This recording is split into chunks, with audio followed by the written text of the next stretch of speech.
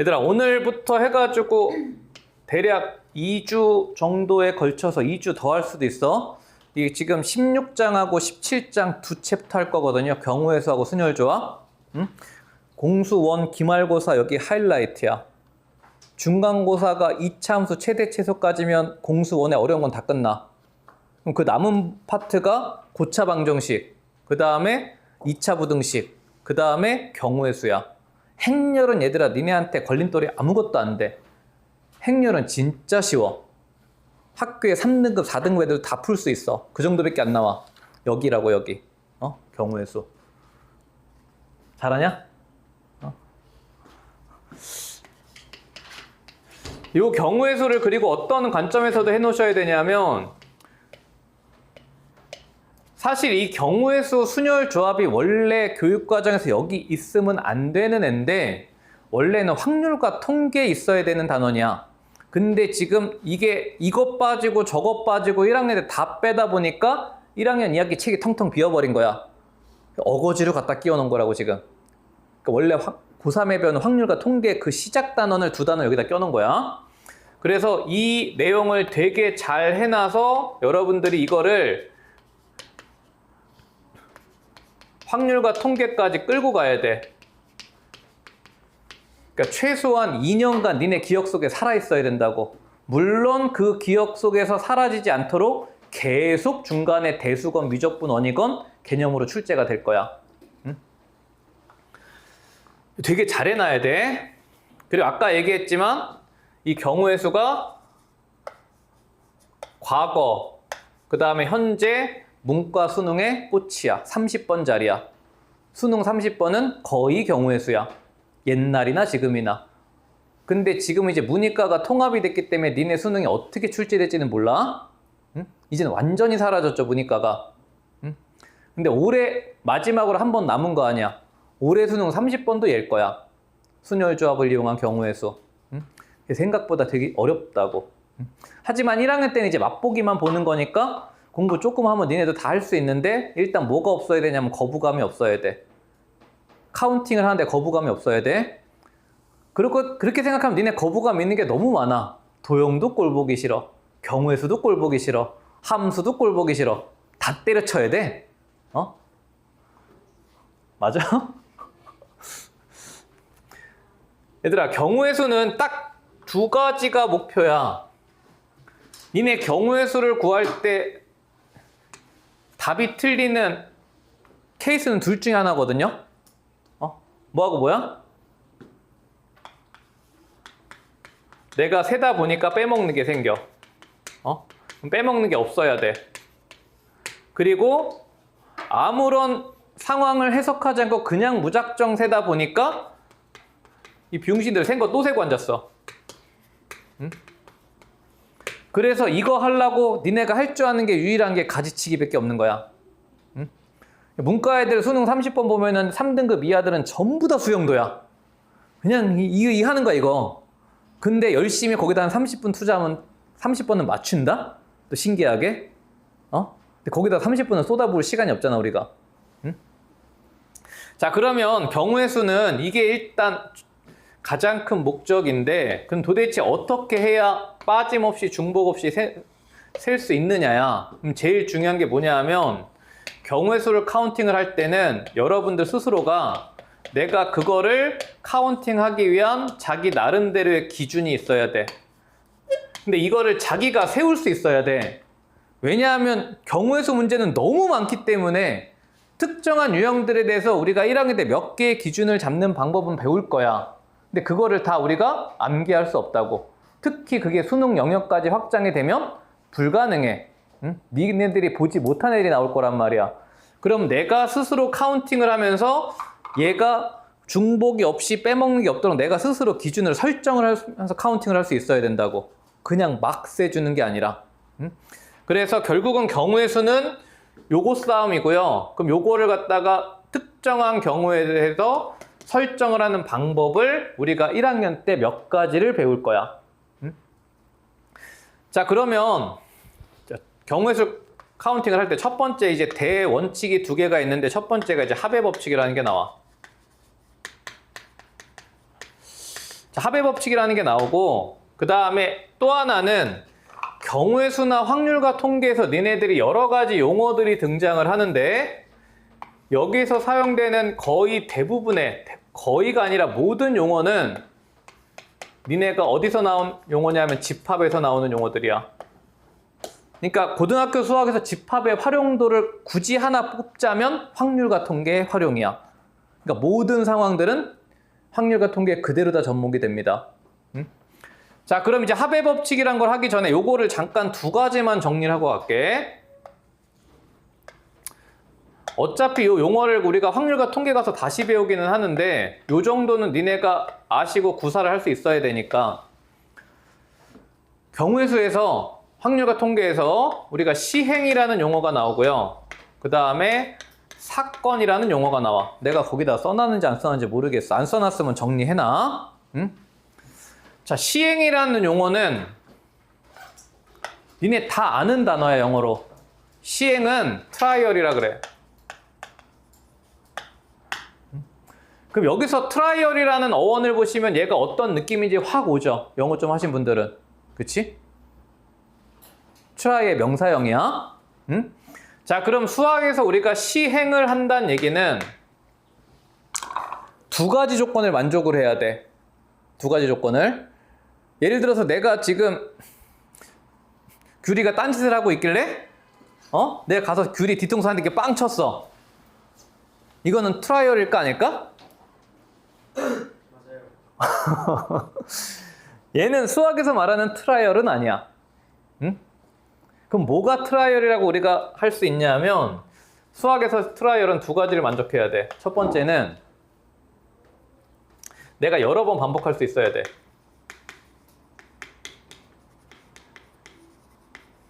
여기서 말하는 여러 번이라는 거는 의미적으로 무한대 반복할 수 있어야 된다고. 물론 내가 규리를 여러 번 때릴 순 있어. 그치? 때릴 수 있지. 근데 이걸 반복을 했을 때 중요한 건 뭐냐면 그 결과야. 내가 어떤 시행을 했을 때 그 결과가 나의 의지에 관계없이 발생해야 돼. 즉 우연에 의해서 벌어나야 된다고. 예를 들어서 내가 주사위를 던졌어. 근데 내가 1의 눈이 나와라 얍 하면 나오냐? 안 나오지. 나와? 나온다고? 그럼 나는 여기 있으면 안 되는데? 저기 나쁜 데가 있어야 되는데? 동전 던져서 앞면 나와라 얍 하면 앞면 안 나오잖아. 앞면이 나올 수도 있고 뒷면이 나올 수도 있잖아. 앞면이 나올 확률 얼마야? 니네가 확률이란 게 정확하게 어떤 뜻인지는 모르겠지만 앞면이 나올 확률이 2분의 1이다 정도는 직관적으로 니네가 온단 말이야. 주사위를 던졌을 때 1이 눈이 나올 확률은 얼마야? 주사위는 알죠? 주사위를 던졌을 때 1의 눈이 나올 확률은 6분의 1이라고. 그게 무슨 뜻이야? 응? 모든 눈이 나올 확률은 다 똑같다야. 즉 다시 얘기하면 내가 던졌을 때 뭐가 나올지 모른다가 정답이잖아. 그치? 그래서 어떤 시행이라는 거는 여러 번 반복을 할 수 있고, 그 다음에 더 중요한 거는 그 결과가 랜덤하게 일어나야 돼. 즉 우연에 의해 일어나야 돼. 그래서 이 두 가지를 조건을 만족하는 실험이나 또는 관찰을 우리가 수학에서 트라이얼이라 그래. 얘들아, 용어 정의는 정확하게 알아야 돼. 왜냐하면 거의 모든 시험지와 문제집에 그대로 노출이 되는 용어들이야. 시행, 사건 다 노출되는 용어들이야. 알아야 돼. 그래서 우리가 수학에서 가장 좋아하는 시행이 내가 방금 예시를 든 던지기야. 동전이나 또는 주사위 같은 애들을 던지는 행위들을 수학에서 제일 좋아하는 시행이라고 얘기를 해. 여기까지 이해되시죠? 그럼 사건이란 건 우리가 어원이 뭐냐면 이벤트라 그래. 요것도 느낌이 빡 오시죠? 사건은 뭐겠어? 위에서 한 시행을 했을 때 일어나는 결과들을 우리가 사건이라 그래. 뭐라고? 어떤 시행을 했을 때, 자, 시행에서 일어나는 결과들을 우리가 사건이라고 얘기를 합니다. 그래서 이 사건을요, 우리가 보통 어떻게 표현을 하냐 하면, 이게 다 집합용어라 그랬잖아. 알파벳 대문자를 써서 사건들을 집합으로 우리가 표현을 하게 될 거야. 확률과 통계를 했을 때. 여기까지는 돼? 주사위를 던졌을 때 3의 약수가 나오는 사건. 주사위를 던졌을 때 짝수가 나오는 사건. 주사위를 던졌을 때 6의 약수가 나오는 사건. 이해되십니까? 응? 자, 그래서 이 두 가지 용어 원래는 훨씬 많아. 확률과 통계에서. 용어 정리만 한 10대 개 해야 돼. 응? 근데 일단 기본적으로 자주 노출되는 경우에서도 필요한 요거 2개 정도는 니네가 미리 알고 가라고. 여기까지 되시죠? 응? 이거 한마디 쓰려고 지금 내가 장황하게 설명을 한 거야. 자, 합의 법칙이란 건 뭐냐면 경우에서 사건이 2개가 있을 때 이거 한마디 쓰려고. 도대체 사건이란 게 뭔지 설명하려고. 응?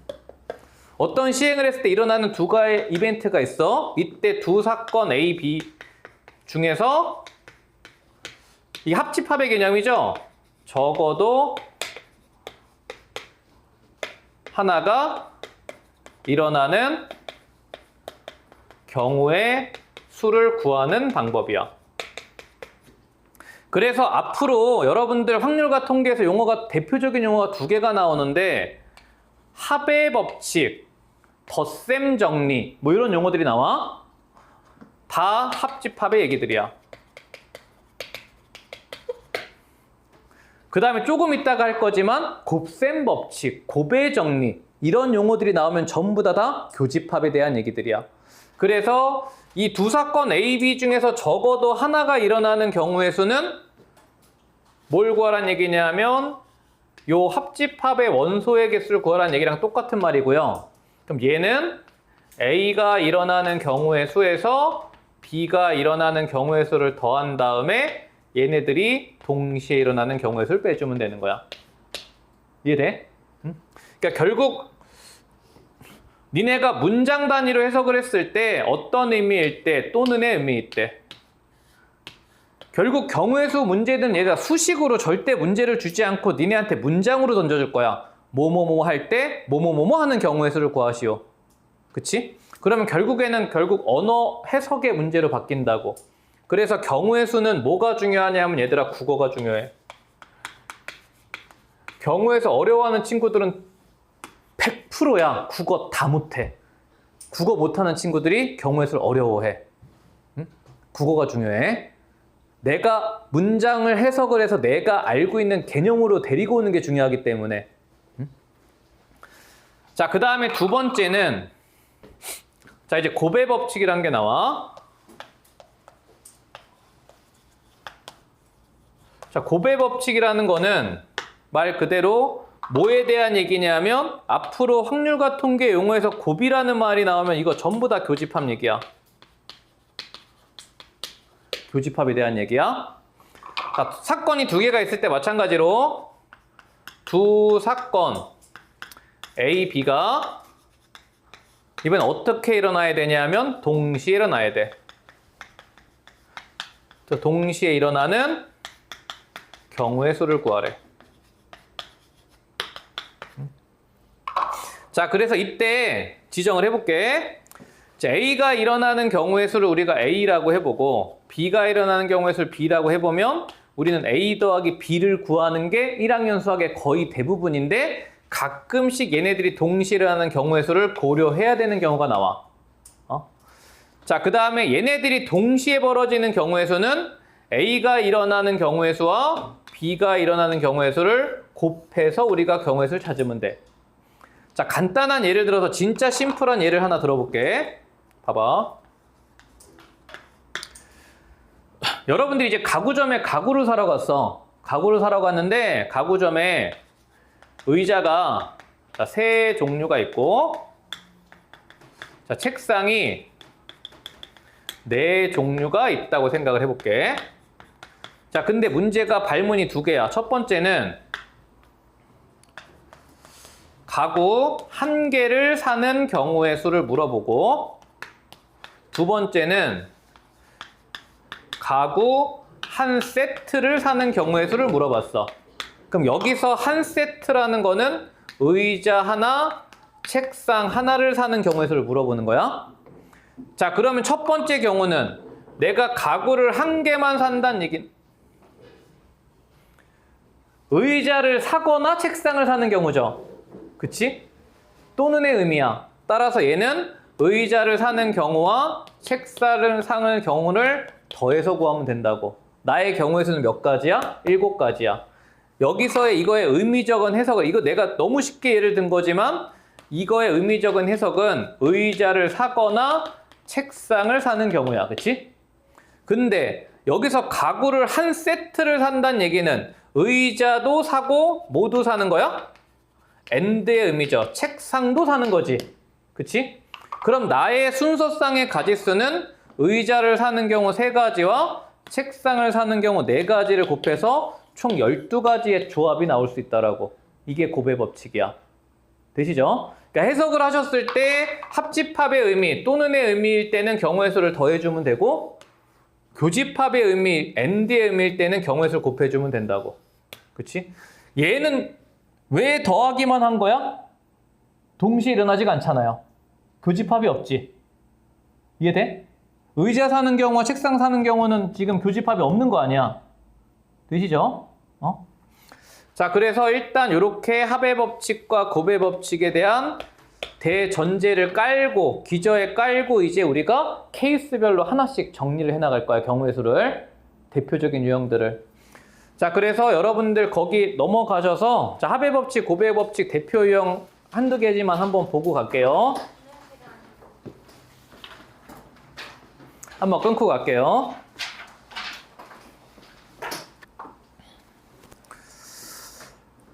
자, 종류가 2개인 주사위 A, B가 있대. 자, 쟤네들을 동시에 던질 때.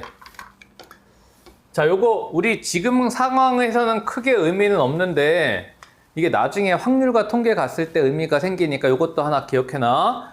니네한테 문장에서 어떤 시행을 뭐뭐 할 때라는 멘트가 나오면 항상 여기서 끊으시고, 얘가 지금 니네한테 뭘 주는 거냐면 전체 경우의 수를 언급하는 멘트야. 그래서 요거를 가지고 우리가 확률을 구해야 되는 거라고. 요거 하나 기억해놔. 문장에서 뭐뭐 할 때 항상 끊고 걔가 그 시행의 전체 경우의 수를 얘기를 하는 거다. 연습 한번 해볼까요? 우리가 전체 경우의 수는 보통 확률과 통계에서 S라는 용어를 써. 이 S라는 애는 어원이 어떻게 나오냐면 전체 경우의 수에 우리가 어원이 샘플 스페이스야. 샘플이란 말은 우리 되게 많이 쓰는 용어잖아요. 일상생활에서. 그치? 그치? 표본이란 뜻이야. 이게 결국은 확률과 통계가 하는 게 문과이과 떠나서 이 통계학이잖아요. 그쵸? 데이터 해석이란 말이야. 그래서 이때 우리 상황의 전체 경우의 수는 이게 동시에 던진다 그랬으니까 주사위 A를 던지는 경우의 수가 6가지 나오죠. 동시니까 곱하기 B를 던지는 경우의 수가 6가지가 나와서 얘는 이제 전체 경우의 수가 36가지가 나와. 그치? 자, 근데 요거는 그냥 해석 차원에서 한번 해본 거고, 자, 우리의 지금 사건은 A라고 지정을 할게. 우리 사건은 뭐야? 눈의 합이 뭐가 돼야 된대? 4의 배수가 되는 경우의 수를 찾으시오야. 그럼 얘는 합이 4의 배수가 돼야 된대. 자, 이때 니네한테 A의 가지수를 물어본 거라고. 그치? 자, 그러면 요거에 대한 의미적을 해석을 해봐. 자, 눈의 합이 4의 배수야. 그럼 주사위를 던졌을 때 합은 뭐부터 뭐까지 나올 수 있어? 최소값인 2부터 최대값인 12까지 나올 수 있지. 그치? 그러면 이게 합이 4의 배수가 나온다는 얘기는 합이 4가 나오거나 8이 나오거나 12가 나온다는 얘기를 한마디로 써놓은 거란 말이야. 자, 그러면 이때 여러분들은 얘네들의 경우의 수를 구한 다음에 뭘 해야 되겠어? 합의 법칙이니까 더하시오라고. 그치? 자, 그럼 이제 합이 4가 되는 경우의 수를 카운팅을 해볼게. 지금 주사위 두 종류가 A, B가 있단 말이야. 그럼 합이 4가 되는 경우는 1 더하기 3 가능하죠? 2 더하기 2 가능하고요. 3 더하기 1 가능해. 그치? 그러면 내가 여기서 이게 되게 간단한 경우의 수지만 나는 나름대로 규칙을 갖고 카운팅을 한 거야. 나는 무슨 규칙을 갖고 카운팅을 한 거야? 앞에 나온 주사위를 오름차순으로 정렬로 한 거라고. 그치? 이런 식으로 여러분들이 모든 경우의 수를 카운팅을 할 때 자기 스스로의 기준을 잡고 카운팅을 해야 된다고. 단순한 거부터 시작해서 훨씬 더 복잡하게 물어볼 거야, 니네한테. 응? 자, 그 다음에 또 하나는 여기서 지금 1 더하기 3과 3 더하기 1이 같은 경우냐 다른 경우냐에 대한 혼돈이 있을 수 있거든? 근데 우리 상황은 지금 이 두 가지 경우의 수가 같은 경우야 다른 경우야? 다른 경우야, 그치? 왜냐하면 주사위가 던져졌을 때 주사위 두 개가 달라. 다시 얘기하면 얘는 A 주사위에서 나오는 눈이고 얘는 B 주사위에서 나온 눈이기 때문에 이 경우와 이 경우는 우리가 서로 다른 경우로 취급을 하는 상황이죠. 그치? 자, 그래서 첫 번째 가지수는 이제 세 가지가 등장을 할 거고, 자, 그 다음에 8이 나오는 경우는 1은 출발 못하죠. 미친 것들이 많아. 2 더하기 6부터 가능하죠? 2 더하기 6, 3 더하기 5, 4 더하기 4, 5 더하기 3, 6 더하기 2까지 총 5가지 경우의 수가 가능해. 그치? 자, 그래서 중간에는 5가지. 12가 되는 경우는 얘들아 6 더하기 6 한 가지밖에 없잖아요. 그쵸? 자, 그래서 한 가지가 돼서 얘는 합의 법칙에서 전체 경우의 수가 9가지가 된다야. 그치? 요게 이제 합의 법칙의 대표 문제야. 되시겠죠? 뭐 여기까지는 어려운 거 없죠? 벌써 어려우면 안 돼. 응? 자, 그 다음에 두 번째 넘어가셔서 얘는 좀 잘해둬야 돼. 여러분들 앞으로 이 약수 관련해서 경우의 수를 엄청 물어볼 거야. 여러 가지 단원에서. 자, 그래서 약수 관련 경우의 수를 내가 총 3가지를 가르쳐 줄 거니까 이거는 공식처럼 여러분들이 알아야 돼. 자, 약수관에서 이제 경우의 수를 우리가 고등학교 수학에서 3종류를 물어봐. 응? 자, 일단 약수에 관련된 문제가 나오면 출발 자체는 얘들아 무슨 분의 출발이야? 소인수분의 출발이야. 응? 어떤 자연수가 있을 때 그 자연수에 대한 약수에 대해서 어쩌고 저쩌고 문제에서 떠든단 말이야. 그러면 여러분들은 그 자연수를 소인수분해를 해놓고 출발을 한다고. 이런 식으로 여기까지만 써놓게. 응? 자, 이때 저 지수 자리에 있는 알파, 베타, 감마는 자연수들일 거야. 여기까지 되죠? 자, 그럼 이제 첫 번째로 물어보는 게 이거는 니네가 거의 다 알아. 내가 보기에는 모든 예비고일은 다 아는 것 같아. 제일 대중적으로 물어보는 게 약수의 개수 물어봐. 요 약수의 개수를 구하는 우리가 확률과 통계, 경우의 수에서의 원칙이 요게 이제 고배 법칙의 대표 유형이야.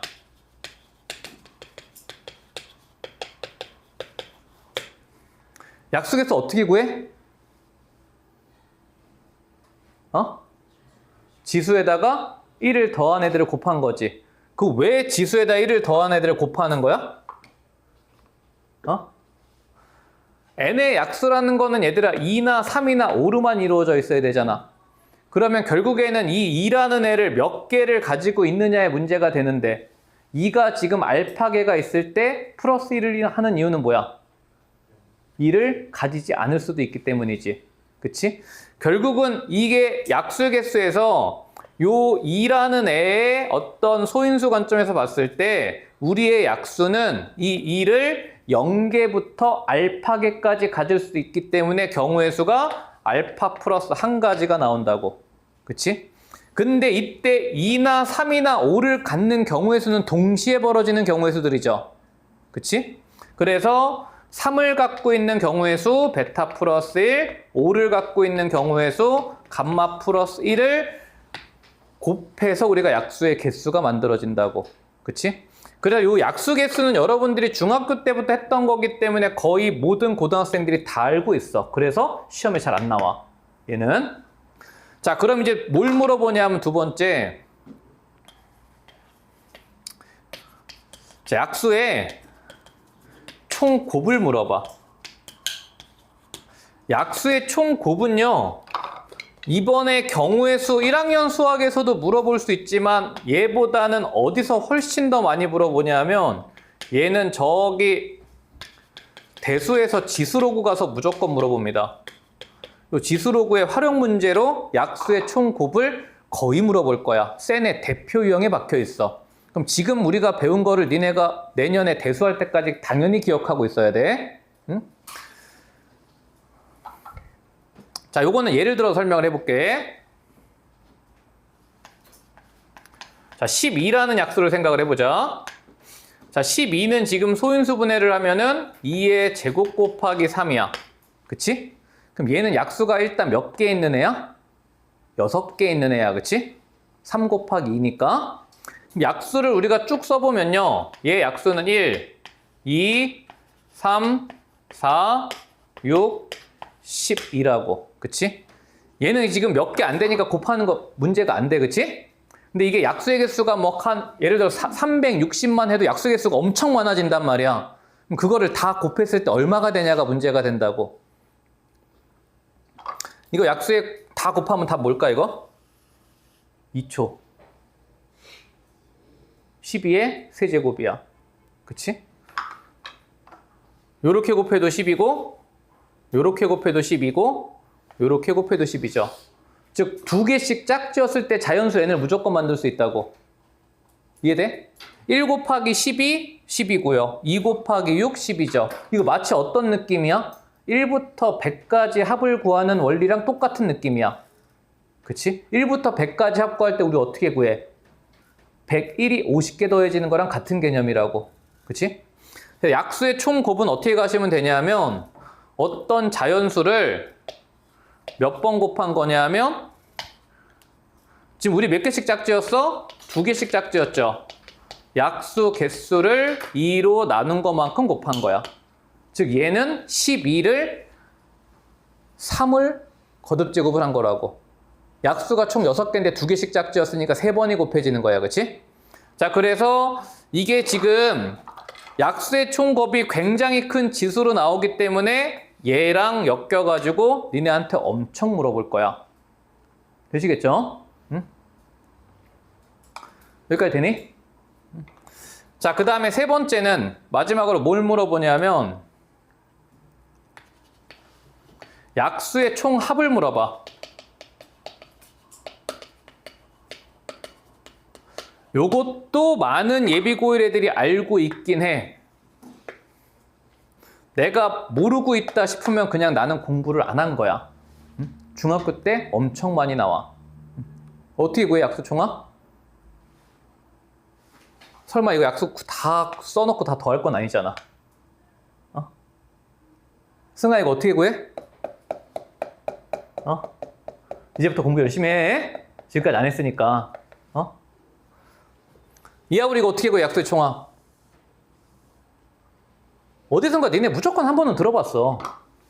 어? 내가 12 갖고 예를 들어볼게. 12는 지금 소인수분해를 하면 이렇게 돼. 그치? 이때 저 소인수분해된 결과를 통해서 얘를 내가 이렇게 써볼게. 2의 제곱부터 내림차순으로 2의 0제곱까지 써볼게요. 이제 우리는 대수를 배웠으니까 이거 쓰는 부담감 없죠? 2의 0제곱 얼마야? 1이야. 얘랑 곱하기 3의 1제곱부터 3의 0제곱까지 곱한다고 생각을 해봐. 그럼 이거를 갖다 우리가 전개의 관점에서 보시면 얘는 항이 3개고 얘는 항이 2개니까 전체 항의 개수 몇 개 나와? 6개가 나오지. 이거 전개의 관점에서 이거 전개한다고 생각을 해봐. 6개 항이 나오지? 그 6개의 항이 얘네들의 약수가 된다고. 얘 곱하기 얘는 12죠. 얘 곱하기 얘는 4야. 얘 곱하기 얘는 6이죠. 얘 곱하기 얘는 2야. 얘 곱하기 얘는 3이고요. 얘 곱하기 얘는 1이라고. 이해돼? 그러면 이거를 갖다가 계산한 최종 결과가 뭐가 되냐면 얘네들을 다 더한 결과하고 똑같아진다고. 이해돼? 자, 그래서 약수의 총합은 우리가 소인수 분해를 했을 때 2의 알파 제곱부터 내림차순으로 2의 0제곱까지 더한 수에다가 자, 3의 베타 제곱부터 내림차순으로 3의 0제곱까지 더한 수를 곱하고 마지막으로 5의 알파 제곱부터 감마 제곱부터 내림차순으로 1까지 더한 애들의 곱으로 표현을 합니다. 그래서 이 약수의 총합은 여러분들 고1 수학에도 당연히 출제가 되고요. 그 다음에 나중에 대수 가가지고 우리가 이런 애들을 등비수열이라고 부르는데 요 대수 가서 등비수열에서 거의 100% 나옵니다.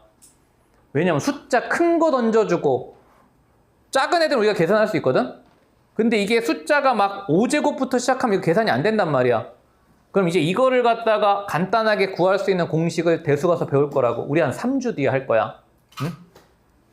자, 그래서 어쨌건 결론적으로 약수 경우에서는 개수를 물어보거나 아니면 약수를 전체를 곱한 거를 물어보거나 약수에 다 더한 합을 물어보는 셋 중에 하나를 정말 시도 때도 안 가리고 계속 물어볼 거야. 응? 어떤 느낌처럼 물어보냐면 산술기하 느낌처럼 물어봐. 산술기하 진짜 시도 때도 없이 나오거든요. 그 정도로 경우에 대해서 자주 나오니까 얘는 공식처럼 그냥 일단 암기를 해두시고 나중에 나왔을 때 이거 몰라서 내가 로그는 할 줄 알고 등비수열을 할 줄 아는데 이거 몰라서 현장에서 내가 아무것도 못하면 그것도 참사야. 되시죠? 1년 뒤면 모든 고등학생들이 다 아는 대표 공식이라고 아셔야 됩니다. 잘 정리해놓고 기억하시고 내가 지금 이렇게 강조를 해도 한 3개월 뒤에 이거 다시 나왔을 때 물어보면 또 한 새끼가 몰라요. 학습에 효과가 없어. 배우면 알아야 돼. 진짜 수학 공식 몇 개 안 돼. 니네 영어 단어는 2만 개, 3만 개씩 외우거든, 고등학생들. 수학 공식은 아무리 많이 잡아봤자 300개 안쪽이야. 그거 갖고 문제 다 푼다고. 해야 돼. 응? 자, 여기까지 정리해놓고 자, 이제 1번하고 3번 그대로 활용 나왔으니까 한번 가볼게. 자, 360의 약수 개수하고 약수의 총합을 구하라 그랬어. 이제 1번 한 번, 3번 한 번 하면 되죠. 그럼 그 전에 우리는 360을 무슨 분해해야 돼? 소인수 분해부터 해야 돼. 응? 자, 일단 큰 단위로 분해를 해봐. 자, 360은 자, 6의 제곱 곱하기 10이니까 2가 여기서 2번, 여기서 한 번, 3번 나오고요. 3이 여기서 2번 나오고 5가 여기서 한 번 나와서 이렇게 분해가 되죠. 되시죠? 또 초딩처럼 2 나누고 2 나누고 2 나누고 이 지랄 하지 말고 크게 분해해놓고 지수법칙을 읽어주면 돼. 여기까지 되시죠? 자, 그러면 소인수 분해했으니까 자, 첫 번째 약수의 개수는 우리가 곱의 법칙으로 간다 그랬어. 2가 들어오냐 들어오지 않느냐의 경우의 수가 4가지. 3이 들어오느냐 들어오지 않느냐 경우의 수가 3가지. 자, 5가 경우의 수가 2가지가 돼서 얘는 약수가 총 24가지야. 그치? 되시죠? 되고 있냐?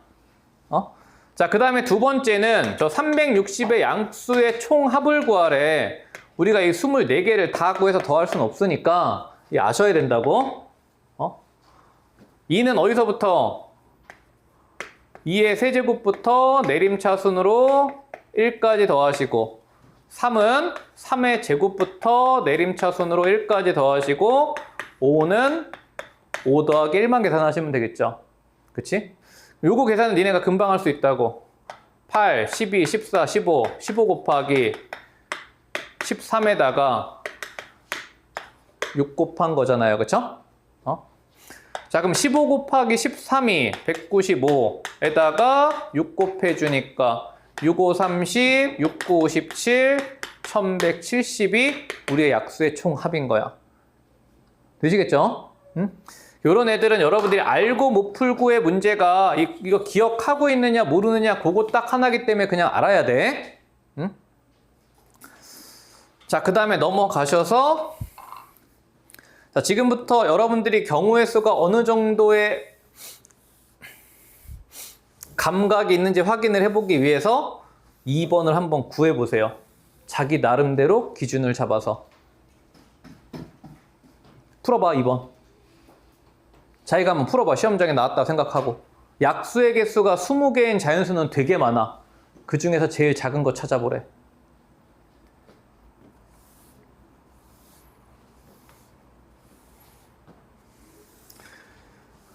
그 이번에 숙제하시면서 얘들아 고민 되게 많이 해봐야 돼. 이거 학기 중에 경우의 수 고민할 수 있는 시간 니네한테 거의 없어. 니네가 해설지를 보면 안 되는 대표 유형 2개 중에 하나야. 하나는 도형, 하나는 경우의 수. 얘는 해설지 보자마자 거의 바로 실시간 이해돼. 근데 현장에서는 못 풀어.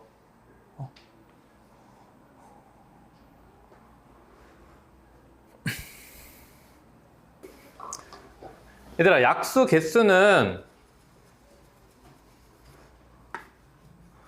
자연수를 무슨 분해해서 나오는 거야? 소인수 분해해서 나오는 거야. 그치? 근데 어떤 애가 소인수인지 주지도 않았고 어떤 자연수인지도 주지도 않았어. 그치? 그럼 니네는 이거를 갈 때 내가 경우의 수를 카테고리를 나눌 때 기준을 뭘 갖고 기준으로 세워야 될까요? 약수 개수는 무슨 분해해야 된다고? 소인수 분해. 그럼 뭘 갖고 기준을 잡아야 될까? 몇 개의 소수를 갖느냐를 기준으로 잡아야 돼. 우리가 어떤 자연수를 소인수 분해했을 때 결국 소인수 분해라는 게 소수의 거듭 제곱으로 나타내라는 얘기잖아. 그치? 근데 이 소수가 몇 개가 쓰이는지 안 나왔단 말이야. 그치? 무슨 말인지 이해돼? 즉 소수가 1개인 경우, 2개인 경우, 3개인 경우 얘네들의 카테고리를 나눠야 된다고. 자, 그럼 보세요. 첫 번째. 근데 우리는 지금 뭘 줬냐 하면 가장 작은 수를 구하라 그랬어. 그럼 니네 생각을 해봐. 내가 어떤 자연수가 소인수 분해를 했을 때 이 소인수가 1개가 있는 자연수는 당연히 소인수를 뭐로 가질 때야? 최소는 2로 가질 때죠. 그치? 그럼 얘는 약수 개수가 20개가 되려면 어떤 자연수가 2의 몇 제곱일 때가 약수가 20개야? 19제곱일 때가 약수의 개수가 20개야. 그치? 일단 얘가 현재까지는 제일 작은 애야. 그치? 자, 근데 두 번째는 자, 이제 소인수가 자, 2개인 자연수도 생각을 해봐야 될 거 아니야. 그럼 소인수가 2개라는 거는 요 20이라는 애가 어차피 요 20이라는 애는 소인수의 지수 플러스 1의 곱이잖아. 그치? 그럼 얘가 2개의 자연수의 곱으로 만들어져야 되잖아요. 그쵸? 그러면 얘는 10 곱하기 2로도 나올 수 있고 5 곱하기 4로도 나올 수 있는 거 아니야. 그치? 그러면 우리가 소인수 2개일 때 요 경우일 때는 어떤 자연수가 2의 몇 제곱일 때? 9제곱일 때 곱하기 3의 1제곱일 때가 최소겠지. 당연히 2가 많이 곱해질수록 더 작을 거 아니야. 그치? 근데 얘랑 비교하니까 얘는 이미 탈락이야. 그치?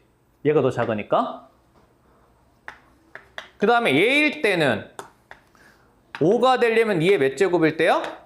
4제곱일 때죠. 그치? 4가 되려면 3의 몇 제곱일 때야? 3제곱일 때야. 그치?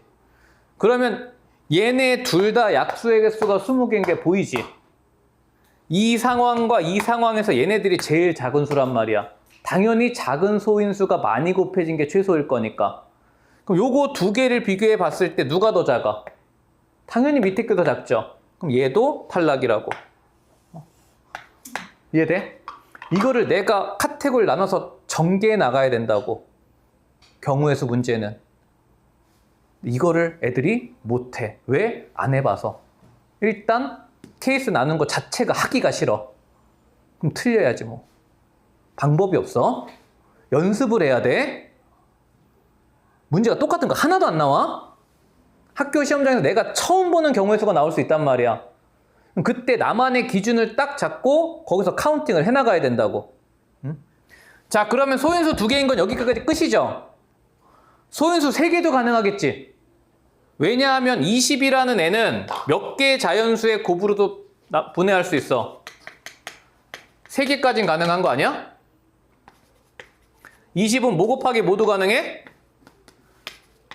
5 곱하기 2 곱하기 2도 가능하죠. 더 이상 쪼갤 수가 없지. 여기가 이제 마지막이야. 얘 하나만 확인하면 돼. 자, 그럼 이때는 n이 뭐일 때야? 2의 4제곱 곱하기 2가 되려면 3의 1제곱 5가 요것도 2가 되려면 그 다음 작은 소수인 5의 1제곱이야. 그치? 그럼 봐봐. 얘는 어차피 공통이니까 똑같잖아요. 그럼 27하고 15하고 누가 더 작아? 얘가 더 작지. 그치? 돼? 너 430인 이거 나온 거지? 여기까지 이해되시죠? 16 곱하기 15가 되니까 얼마야? 240 이렇게. 그치? 다시 한번 얘기하는데 경우의 수가 막혔을 때 여러분 답지 보고 이거 보시잖아? 여러분들 정도의 머리면은 누구나 다 이해를 하거든요? 아, 이렇게 풀면 되겠구나.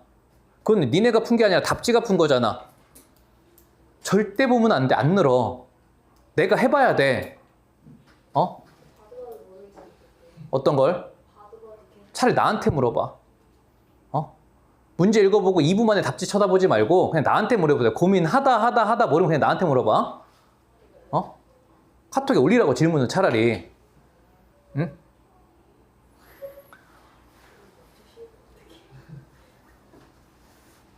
무슨 말인지 되시죠? 이해는 되는데 현장에선 안 풀리는 진짜 거지 같은 상황이 벌어진다고. 도형도 마찬가지야. 도형도 네 해설지 보면 다 이해되거든? 수선을 꽂을 수 있냐 못 꽂냐, 닮음을 볼 수 있느냐 못 보느냐잖아. 이거 닮음이야 하면은 그렇네 하고 풀린단 말이야. 근데 막상 현장 가면 못 풀어. 얘들아, 이해와 내가 할 수 있는 건 완전히 다른 영역이야. 그게 가장 큰 게 도형하고 경우의 수야. 무슨 말인지 이해되시죠? 내가 한 번 해내고 2번 해내고 하다 보면은 계속 하게 돼. 근데 한 번 제끼고 2번 제끼고 3번 거부하면 영원히 못 풀 거야. 근데 결론적으로 이거를 우리가 수능에서 10개를 풀어야 된다고. 30문제 중에. 해야 됩니다. 도형이 수능에서 최소 4개가 나올 거야. 해야 돼. 나머지는 다 함수야. 자, 그래서 2번 이렇게 우리가 케이스를 나눠서 해결을 해봤어. 여기까지 되시죠?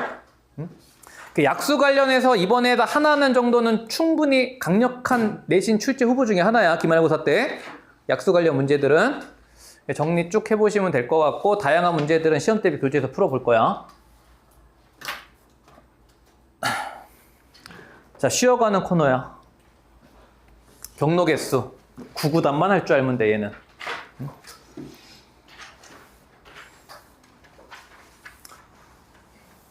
자, 지금 A에서 B까지 가고 싶어. B까지 가고 싶은데 중간에 P나 Q를 거쳐가야 된대.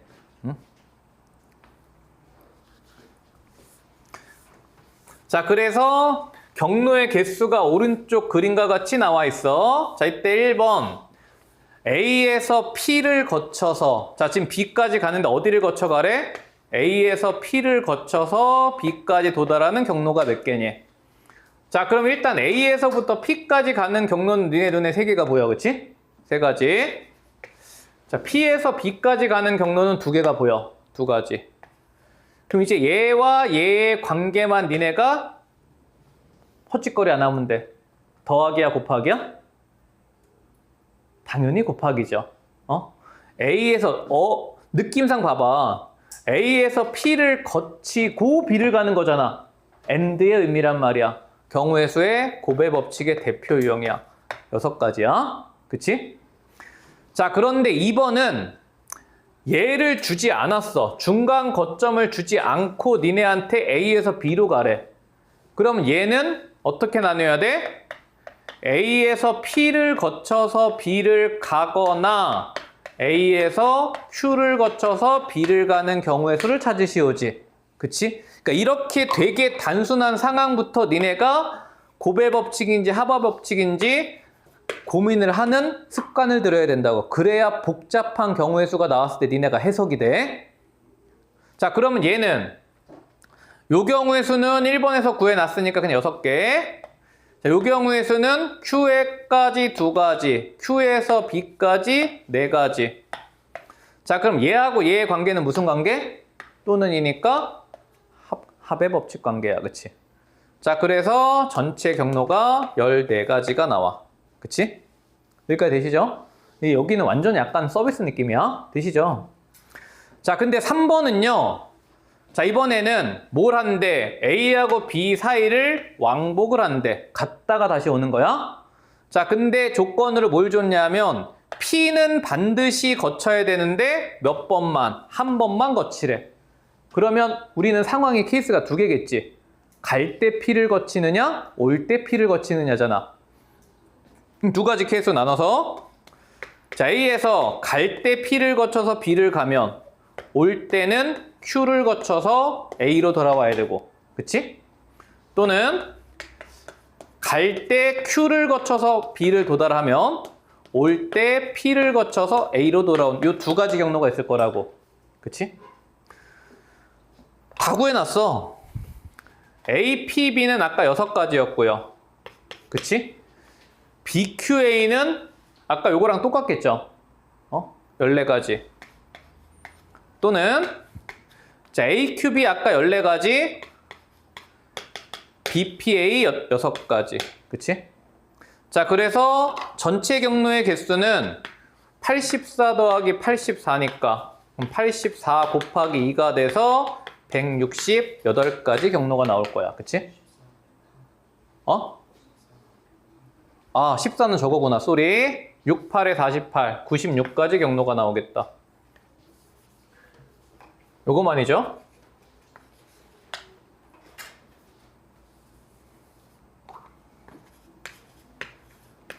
되시죠?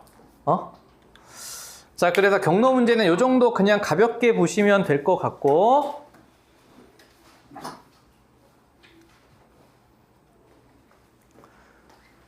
자, 16-4번. 얘는 요거 별표 치시고요. 얘가 중요하다기보다는 요거 하나 니네 중학교 때 했던 거 연습해 볼게.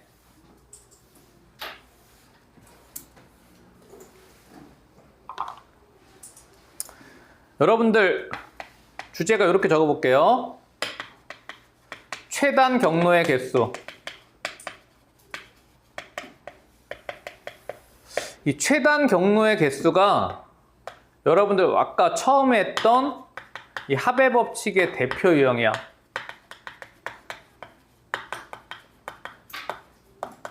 물론 이걸 갖다가 확률과 통계가 가지고 순열과 조합으로 다시 한 방에 구할 수 있긴 한데, 그냥 현재 시점에서는 여러분들 요거 하나 복습할 거야.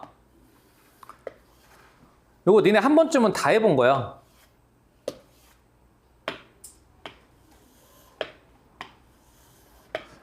자, 요 지점이 A야. 요 지점이 B야. 자, 이때 A에서 B까지 갖는 최단 경로의 개수를 구하래.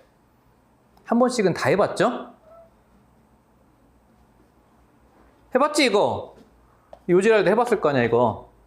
해보셨죠? 안 해봤으면 뭐 어떡하냐, 이거? 한번 해봤지? 응? 이게 원리가 뭐야? 합의 법칙이야. 보세요. 이거 되게 중요해. 왜냐하면은 요 최단 경로 개수가 니네 확률과 통계 3학년 때 가서 이게 순열과 조합에서 다시 한번 나오거든? 근데 이제 중학교 때는 이렇게 깔끔한 바둑판 모양으로 나왔는데 여기에다가 막 공사하고 호수 파놓고 난리 버거지를 피워놓는다고. 더 키워놓고. 그럼 그때 가면 이제 합의 법칙 헷갈리기 시작한단 말이야. 합의 법칙 헷갈리는 게 아니라 순열 조합이 헷갈리기 시작한다고. 그럼 이게 호수 파놓고 공사놓고 이런 문제들 다 이걸로 풀어야 돼. 자, 그럼 이거 원리만 간단하게 복습해보고 넘어가 볼게. 그럼 이거 이해가 되시면 얘들아 저 입체도형도 똑같이 풀면 되거든요. 이것도 봐봐. 여기서부터 여기까지 오는 경우도 한 가지, 여기까지 오는 경우도 한 가지, 여기까지 오는 경우도 한 가지지. 합의 법칙은 얘들아 한 줄씩 채워나가는 거야. 여기까지 오는 경우도 몇 가지야? 한 가지지. 그럼 여기 오는 경우는 여기 거쳐 오거나 여기 거쳐 오는 거니까 얘와 얘의 무슨 법칙? 합의 법칙이니까 2가 돼야 돼. 여기 오는 경우는 얘를 거쳐 오거나 얘를 거쳐 오는 경우잖아. 그럼 얘와 얘의 합이 돼야 되니까 여기까지는 3가지야. 그치? 이해돼? 그러면 요 개념에 의해서 니네들은 그냥 쭉쭉 더하기만 해나가면 되는 거야. 그치? 그럼 여기는 몇 가지? 얘와 얘의 합이니까 4가지. 그치? 자, 다시 여기까지는 얘들아 그냥 쭉 오면 되니까 한 가지밖에 없죠? 그럼 여기는 얘와 얘의 합이니까 3가지. 여기는 얘와 얘의 합의 법칙이니까 6가지. 얘와 얘의 합의 법칙이니까 10가지야. 그치? 자, 여기도 다시 한 가지. 얘네들의 합 4가지. 얘네들의 합 10가지. 얘네들의 합 20가지. 다시 한 가지. 얘네들의 합 5가지. 얘네들의 합 15가지. 따라서 최종 경로의 개수는 35가지. 그치? 그러니까 요게 니네가 중학교 때 배웠던 경우의 수 최단 경로고 요거의 원리가 조금 전에 정리한 합의 법칙이야. 일단 이게 너무 중요하다 정도는 반드시 인지하고 들어가야 돼. 니네 확률과 통계 중간고사에서 2문제는 이걸로 풀 거야. 여기까지 이해되시죠? 자, 그럼 이거를 갖다가 우리는 여기서 입체도형에서 이거를 그냥 활용을 해놓은 거야. 응? 보세요. 잘 봐봐. 여기서 출발해서 최단거리를 오래. 여기까지 오는 거 몇 개야?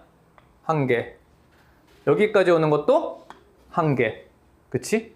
한 층씩 해결해 나갈게, 얘는. 여기까지 오는 건 몇 개? 2개. 여기는 1개.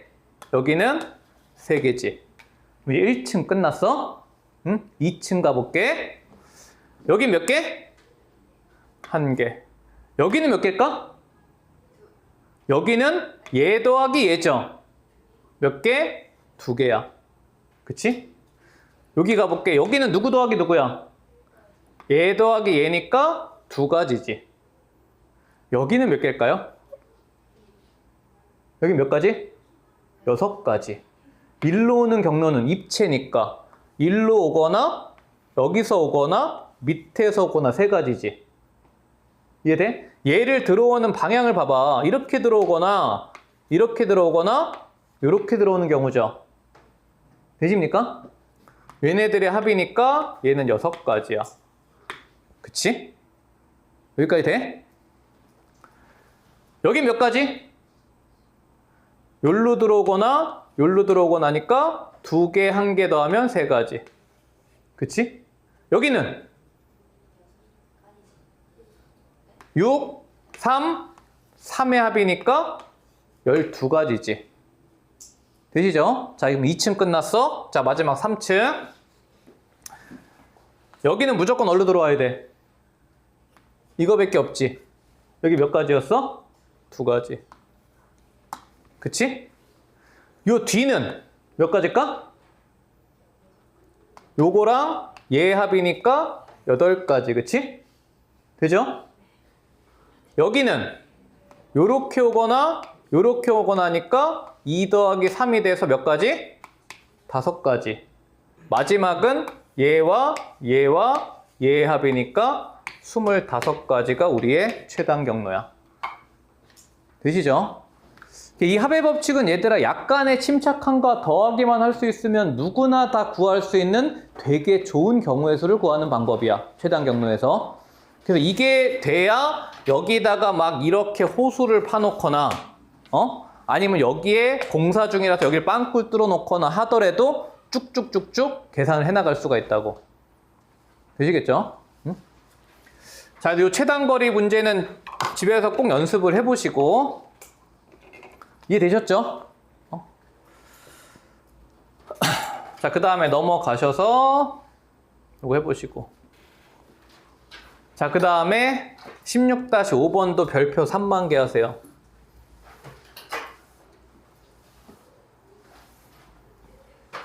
경우의 수에서 안 낼 수 없는 유형이야. 모든 학교가. 자, 색칠하기야.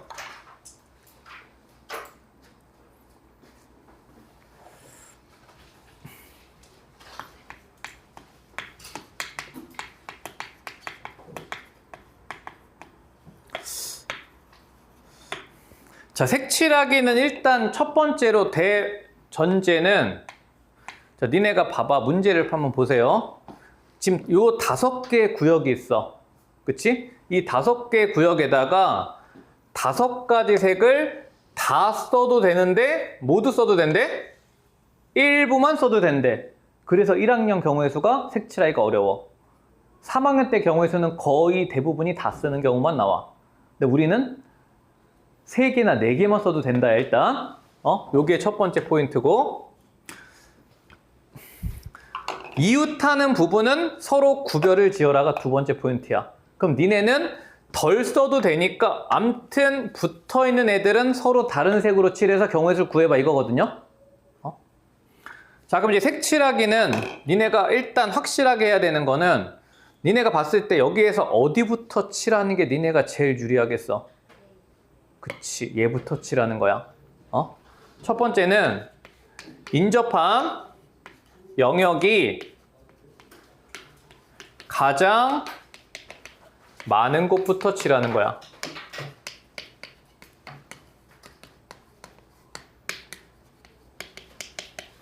많은 곳부터 칠해 나가는데 일단 요거의 카테고리는 색칠하기는 아까 했던 정리 중에 고배 법칙의 대표 유형이야.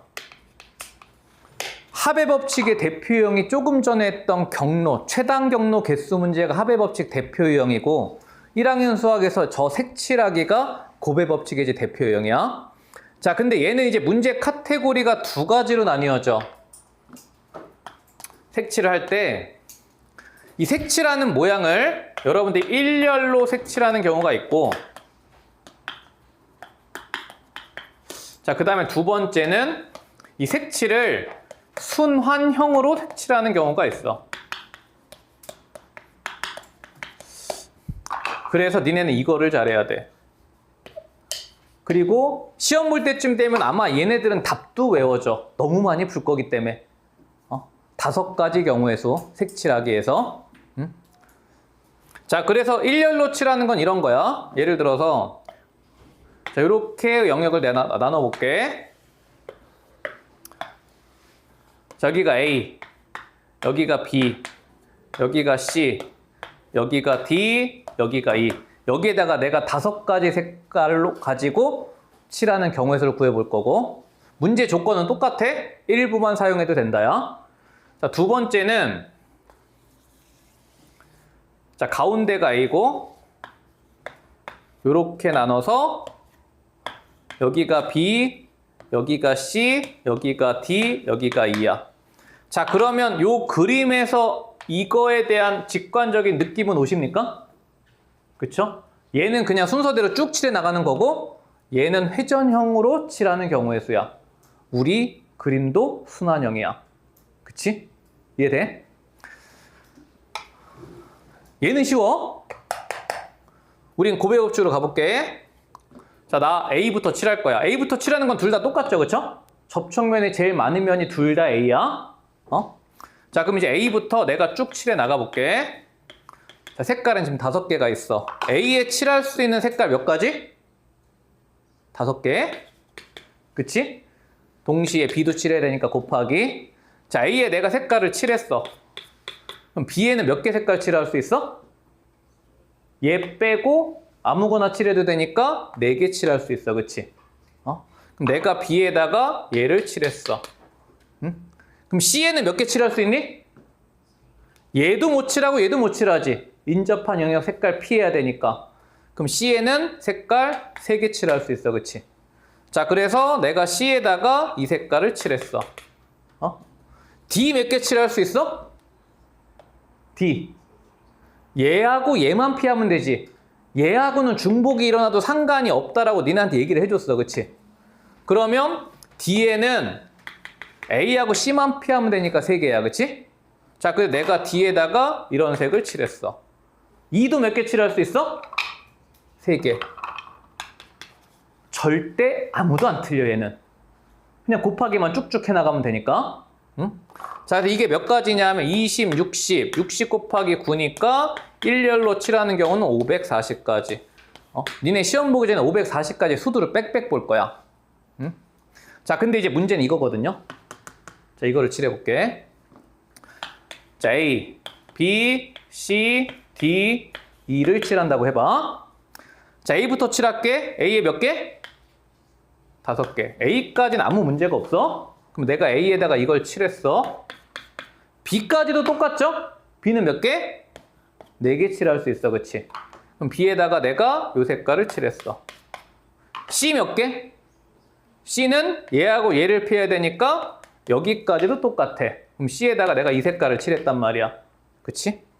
D에 몇 개 칠할 수 있어? 3개 칠할 수 있지.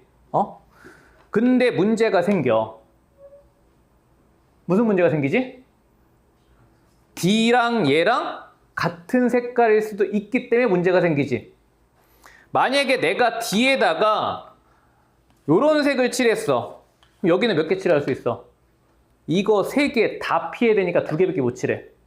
근데 내가 D에다가 지금 B랑 똑같은 색을 칠해도 문제가 안 생기잖아. 이때는 몇 개 칠할 수 있어? 얘랑 얘만 피하면 되니까 3가지를 칠할 수 있단 말이야. 그치? 그래서 이렇게 순환형을 칠할 때는 요 마지막 영역을 칠하기 직전에 얘가 중요하다고. 얘가 요 색깔이 뭔지에 따라서 개수가 달라지는 문제가 생긴단 말이야. 그치? 이해돼? 자, 그래서 이때 이 D에 칠하는 방법을 니네가 경우의 수를 나눠야 돼. 어떻게 나눠야 돼? D가 지금 누구랑 같으냐 같지 않느냐가 중요한 거야. B랑 같으냐 같지 않냐가 중요하지. 그래서 얘가 만약에 D랑 같은 경우랑 D가 B랑 다른 경우로 니네가 케이스를 나눠서 색칠을 할 수 있어야 된다고. 되십니까? 여기까지 문제가 없죠? 자, 그러면 칠해봐. 만약에 B랑 D랑 같은 색깔을 칠했어. 그럼 D는 자동 지정이니까 한 가지 칠해야 돼. 그치? B랑 똑같은 거 칠해야 되니까. 그럼 B랑 D랑 똑같은 색이면 E한테는 색깔이 몇 개가 열려 있어?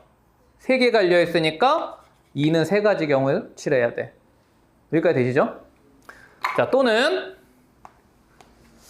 만약에 D에다가 B랑 다른 색깔을 칠해야 되는 경우의 수는, 그러면 D는 얘랑 얘도 피해야 되는데 얘까지 피해야 되지.